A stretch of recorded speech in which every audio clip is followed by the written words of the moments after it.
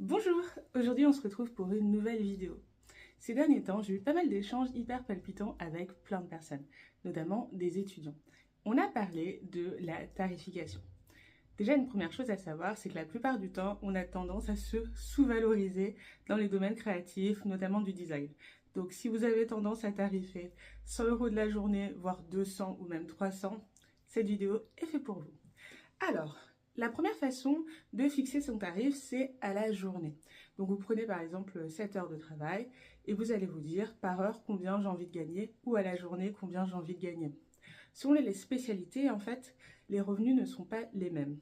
Par exemple, les graphistes ont tendance à être moins rémunérés que les designers de produits ou les designers, par exemple, de services. On va savoir pourquoi, mais c'est par rapport aux prix qui sont pratiqués, c'est ce qu'on peut observer.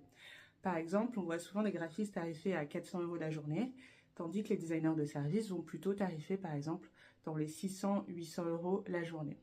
L'objectif, c'est que vous ayez un tarif qui corresponde à la fois à votre niveau de vie et vous permette de développer votre entreprise. Le deuxième conseil sur la tarification, ça va être surtout de plutôt facturer les livrables.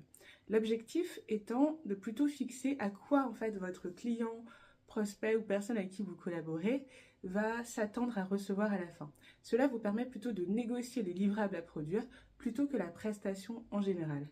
Parce que oui, si par exemple il vous faut 5 jours pour faire une prestation et que du coup vous facturez ces 5 jours et qu'il y a un jour de travail en plus, vous êtes mécaniquement perdant. Donc vous êtes toujours sur un ratio entre le temps et la valeur que vous produisez. Sauf qu'en fait, c'est pas parce que vous passez 5 jours à faire quelque chose qu'il apporte forcément plus de valeur que si vous en avez passé 2. Donc c'est pour ça que facturer les livrables est plus intéressant parce que ça vous permet d'augmenter, on va dire, le montant que vous facturez. La troisième façon de facturer également, celle qui est ma préférée personnellement, c'est celle par la valeur que vous produisez.